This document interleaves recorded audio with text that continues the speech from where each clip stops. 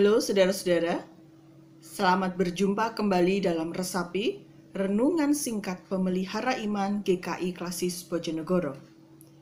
Kita akan bersama merenungkan firman Tuhan dari Kejadian pasal 19 ayat 29.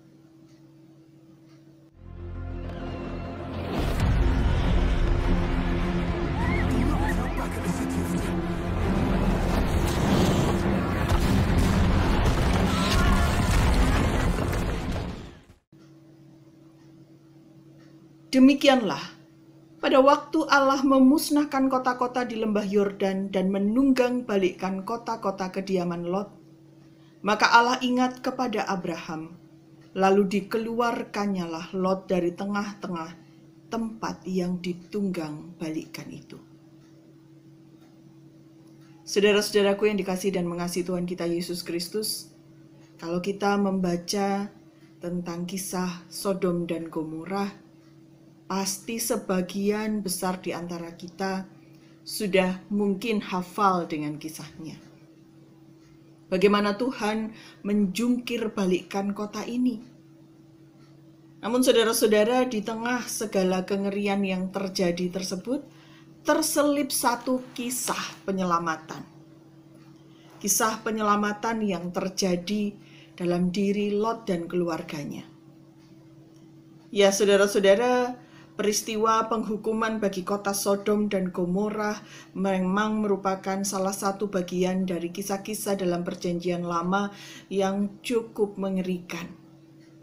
Kedahsyatannya bahkan menurut para ahli dan arkeolog yang mencoba mendalami itu, saudara-saudara, dikatakan begitu dahsyat sampai-sampai seperti halnya kedahsyatan bencana yang terjadi di Pompei. Sudah bisa bayangkan kengeriannya, sangat mengerikan. Namun sekali lagi di tengah kengerian tersebut terselip sebuah kisah penyelamatan terhadap Lot dan keluarganya. Pertanyaannya saudara, mengapa Tuhan memilih bersusah payah untuk menyelamatkan Lot dan keluarganya? Apakah karena Lot adalah orang yang lebih baik dan baik bahkan dibandingkan dengan orang-orang yang ada di kotanya? Apakah karena alasan tersebut kemudian Lot dan keluarganya diselamatkan? Saudara, kalau saudara membaca teks ini secara lengkap, Kejadian pasal 19 ini sesungguhnya juga terselip cerita yang cukup mengerikan. Yaitu ketika penduduk kota itu menuntut agar kedua tamu Lot yang adalah malaikat Tuhan itu untuk diserahkan kepada mereka karena mereka menganggap bahwa kedua orang itu akan menghakimi mereka. Apa yang dilakukan oleh Lot? Lot mencoba untuk bernegosiasi dengan mereka. Dia mengatakan, jangan kamu apa-apakan, sebab mereka memang datang berlindung ke rumahku.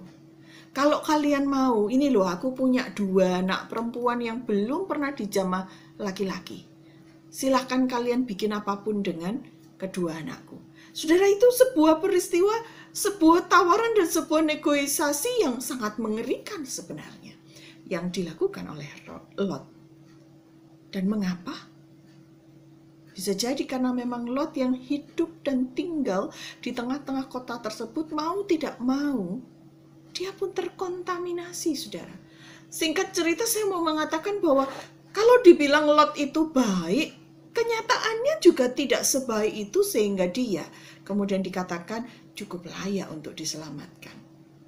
Ya, bisa jadi dia masih lebih baik daripada penduduk kota tersebut. Tetapi apakah cukup menjadi sekedar lebih baik untuk diselamatkan?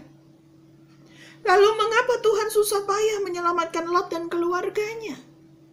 Saudara-saudara, kalau kita mengingat bacaan kita, ayat 29 dari pasal 19 dikatakan, demikianlah pada waktu Allah memusnahkan kota-kota di lembah Yordan dan menunggang balikkan kota-kota kediaman Lot, maka Allah ingat kepada Abraham, lalu dikeluarkannya Lot dari tengah-tengah tempat yang ditunggang balikkan itu.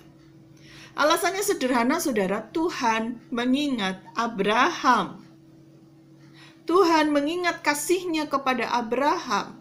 Abraham yang punya relasi dan kedekatan dengan Tuhan yang luar biasa, yang dihitung dan diperhitungkan sebagai bapa orang percaya. Nah, saudara-saudaraku yang dikasih dan mengasihi Tuhan kita Yesus Kristus, bukankah ini luar biasa? Allah menyelamatkan Lot bukan karena Lotnya yang cukup baik, tetapi Allah menyelamatkan Lot justru karena Allah mengingat kepada Abraham. Keberadaan Abraham terbukti justru menjadi berkat dan jalan keselamatan bagi Lot dan keluarganya. Nah, saudara-saudara, apa yang kita bisa belajar dari cerita ini? Sederhana, saudara-saudara. Sadarkah kita bahwa saat ini relasi kita dengan Tuhan, hubungan pribadi kita dengan Tuhan, kesediaan kita untuk hidup di dalam Tuhan itu sesungguhnya bukan saja membuat kita diselamatkan, kita diberkati, tetapi bahkan keberadaan kita yang hidup di dalam Tuhan akan menjadi jalan berkat dan jalan keselamatan bagi orang-orang yang kita kasihi. Banyak orang yang berdoa dengan luar biasa, meratap kepada Tuhan, berdoa untuk anak mereka, untuk orang tua mereka, untuk saudara atau untuk suami atau istri mereka yang dianggap tidak dekat dengan Tuhan atau kurang baik atau apapun, saudara. Namun kita lupa bahwa sesungguhnya kehidupan kita sendiri seharusnya justru menjadi sebuah kehidupan yang menjadi jalan bagi mereka untuk mendapat berkat dan mendapatkan jalan keselamatan. Caranya bagaimana? Hiduplah di dalam Tuhan. Lakukan kehendak-Nya. Kasihi Dia seperti halnya Dia telah mengasihi kita. Berikan kasih-Mu kepada Tuhan dengan tulus. Dan ketika Tuhan mengingat kita, Dia akan menyelamatkan orang-orang yang kita kasihi juga. Mari kita berdoa.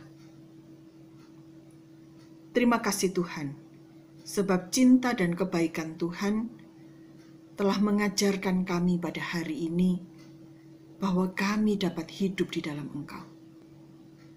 Tolong kami untuk setia hidup di dalam Tuhan. Tolong kami mengasihi Engkau. Di dalam nama Tuhan Yesus Kristus kami berdoa. Amin.